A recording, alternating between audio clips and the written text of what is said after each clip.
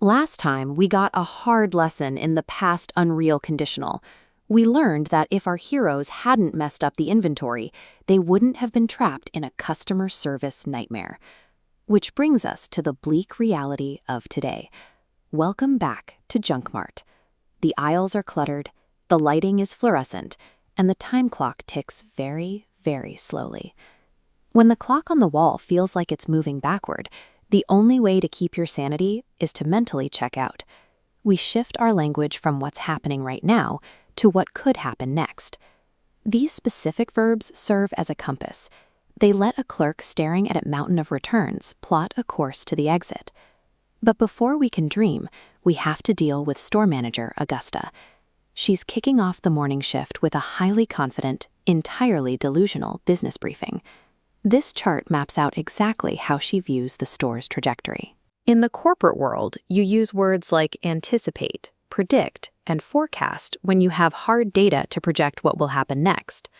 Augusta is predicting that demand for their overstocked, defective merchandise is going to soar by noon. Of course, objective business forecasting requires actual evidence. Augusta is confusing statistical probability with her own subjective guessing. And when rigid analytical predictions collapse on the sales floor, human beings need different words. We have to transition from corporate certainty to emotional desire. Retreating to the employee break room is the first step. Here, our characters hide from the immediate disasters out by the cash registers by projecting their minds a few months down the road. This is where we use the vocabulary of near-future desires, things we actually have some control over. We say, I hope to, and I hope I won't. You might say, I hope to find a new job by October, or I hope I won't have to work retail past age 60. Using these expressions requires us to hold two things at once, the grit of our current shift and the concrete steps we're taking to end it.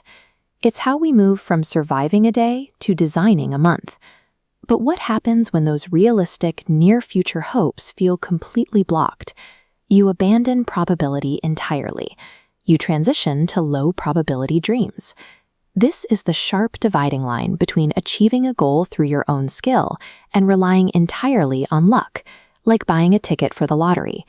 In this space, the ultimate fantasy isn't planned out. It just has to come true. And right on cue, Augusta bursts through the break room door. The fantasy shatters. Break time is over, and everyone is ordered back to the aisles. Relying on luck is a passive gamble. To actually gain vision in your life, you have to take control of the ultimate distant timeline.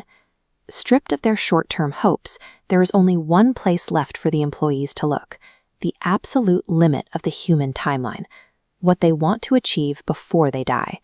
This is your bucket list.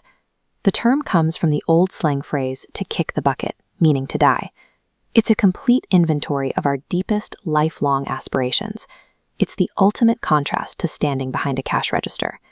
You put things on this list like climbing Mount Kilimanjaro, or hiking the entire Appalachian Trail, or seeing the ancient wonders of the world with your own eyes. Writing down a bucket list shifts your vocabulary. You stop talking about surviving the Tuesday afternoon shift and start actively defining your life's legacy.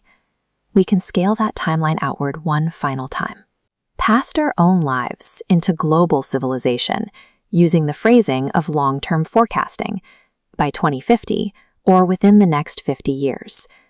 Experts forecast that by 2030, self-driving cars will be the norm, and paper books will disappear entirely.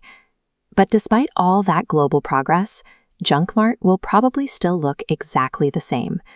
We rely on predictions to analyze the cold mechanics of the economy. We hold on to hopes to survive our daily shifts. But ultimately, it's our bucket lists that will define what we were actually doing here in the first place.